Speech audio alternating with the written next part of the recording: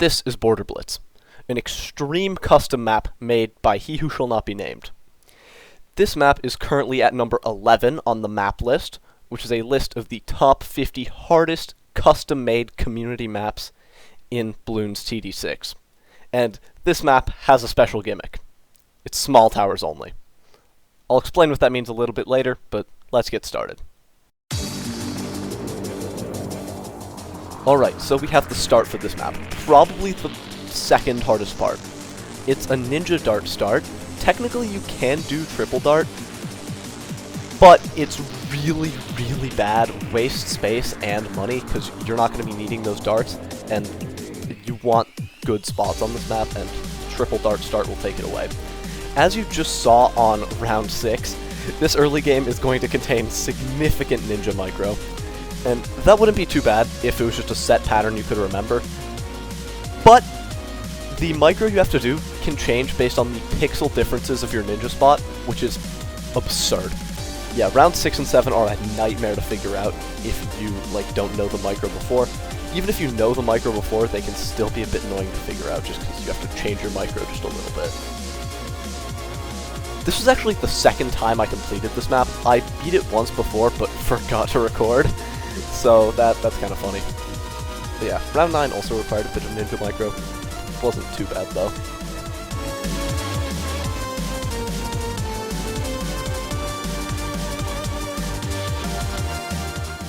After these first 2 rounds, the rest of the early game is super easy. There's almost no difficulty to it whatsoever. The strat I'm going to end up going for here late game is Elite Sniper, Elite Defender, Bloon Solver, and 2 Transforming Tonics. I'll get to why I chose Transforming Tonics later, but let's talk about what makes the map difficult in the first place. That gimmick that I mentioned at the start of the video, small towers only. What this means is that you can only place towers with a small footprint.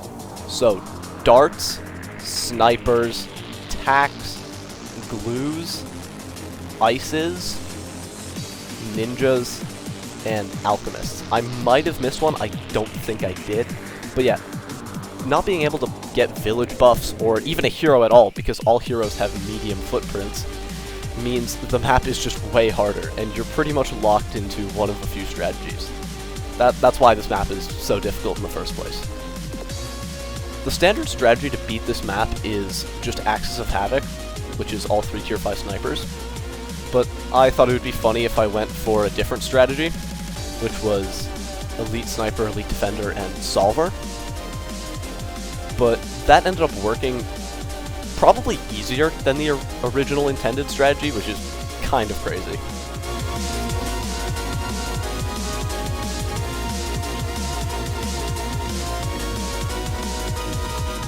Oh yeah, the Spike-a-Pult early game might be a little bit confusing, but it makes a lot of sense here because that right side is completely walled off, and this double ninja play is also kind of weird. The double ninja allows me to beat all of the camos on that side with towers that I'm going to get later anyway. Well, not all of the camos on that side, all of the camos until I can remove the obstacle in the middle, which costs 3.5k, and pretty much just removes every single line of sight on the map. Yeah, these 2 ninjas will pretty much camo solo until I can get that, and I'm going to need to upgrade both of them later anyway, because I need 2 sabotages for the late game to work.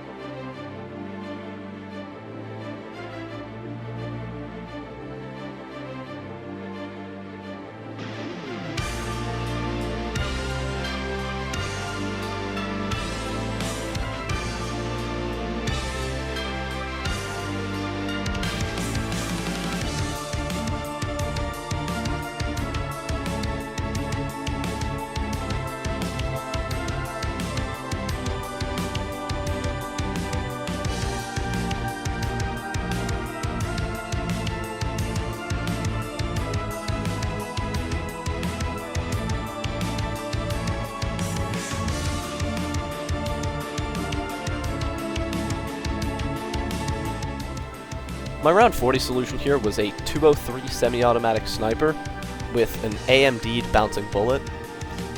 All of these towers are towers that I'm going to need to get later anyway, and that corrosive glue on the right is going to be my solver later. But yeah, round 40 was just some pretty simple semi-auto micro, just leaving it on strong for a bit and then switching it to first afterward to help clean up. Yeah, round 40 wasn't too bad.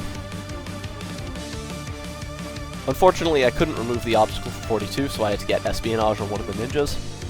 Would have had to buy that upgrade anyway, though, because I needed sabotage later, so it didn't really matter. Still couldn't afford to remove the obstacle, so I had to get bigger globs on my corrosive glue, which is kind of funny.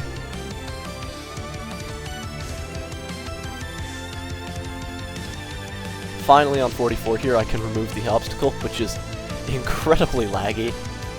And yeah, from here until 98, it was honestly super easy, so I'm not going to feel the need to talk much at all.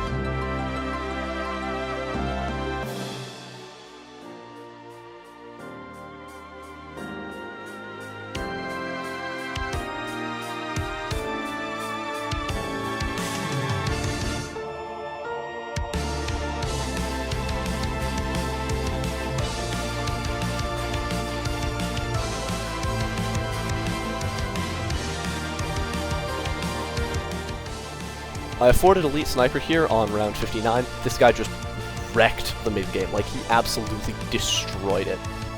And I got Stronger Stimulant, so now I'm going to be upgrading that Full Metal Jacket Sniper on the left side to a main Moab. I'm going to need this guy late game, and I already have Elite Sniper, so might as well get MAME. It's just a good thing to get here, I don't know.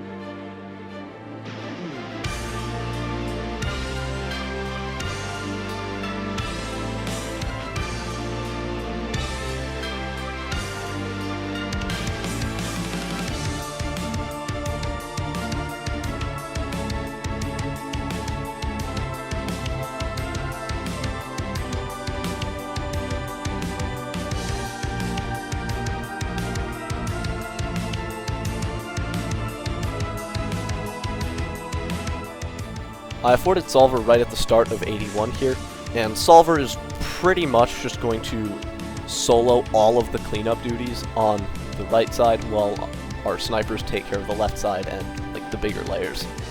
I also Alk Solver here because it's just super worth it. And now I'm going to go for Elite Defender. Elite Defender helps a lot as ceramic cleanup and also single target damage, which is very nice.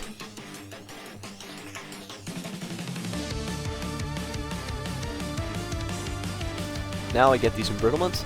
These embrittlements are going to be my only source of decamo. I do need to decamo so Solver and Elite Defender can hit DDTs. Very important that they do, because without them I don't think 95 would be possible at all. And the damage buffs they provide are also very useful.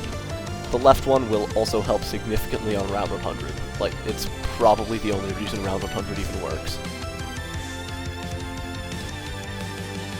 and then just a pretty standard glue hose for ceramic control on the left side, because it's still not perfect. You can see those fortified ceramics are going pretty far.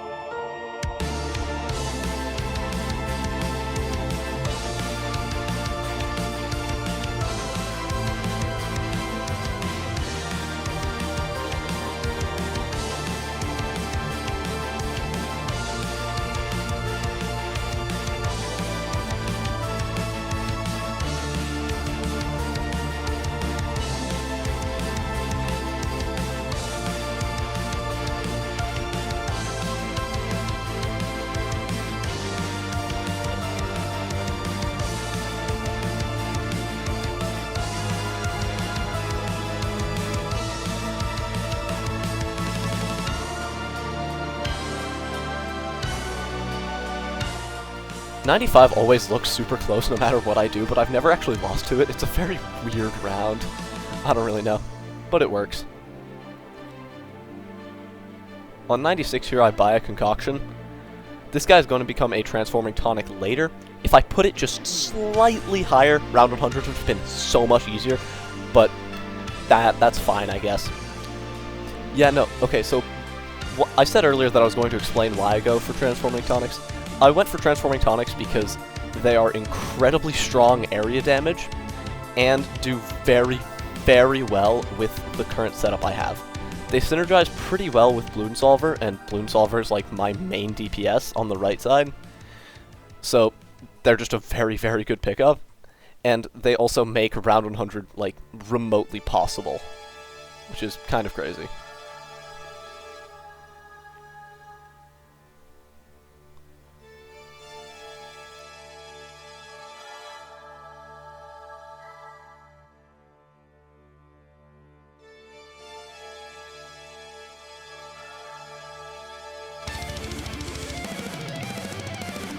Alright, after the irrelevancy known as 97, we have round 98. By far the hardest part of the run. The hardest round by far. This round is, like, what makes up most of the map's difficulty with this strategy, because it's kind of micro, sniper micro, and somewhat tight ability timings to even get it working in the first place, and then there's also a little bit of RNG alongside it. And you also do have to buy some things mid-round too, which just makes it even more annoying.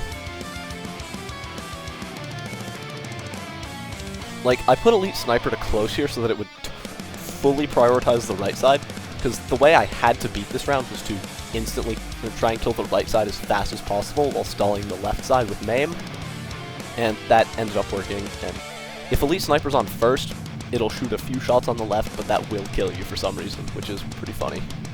So yeah, you have to keep left side pretty much untouched. Unnecessary sabotage, but I didn't want to lose for any reason here. 99 was also pretty tough. Well, not super tough, it's just Elite Defender micro. Nothing super major. I wanted it on strong to kill the DDTs as fast as possible, but then I also needed it on first just in case the ceramic went too far.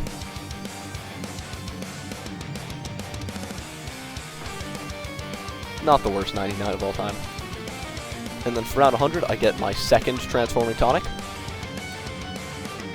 And then I also get an Overdrive. No, why am I taking so long? Yeah, no, okay, I get an Overdrive up here, 204. Synergizes very well with Blue Strike and Embrittlement, so might as well get it. Round 100 was also very tight in ability timings. Like, it was super, super tight. And I just bought Acid Pools as a joke, and it won. So that's pretty funny. But yeah, no, the ability timings on round 100 were super, super tight, and it took me a while to figure them out.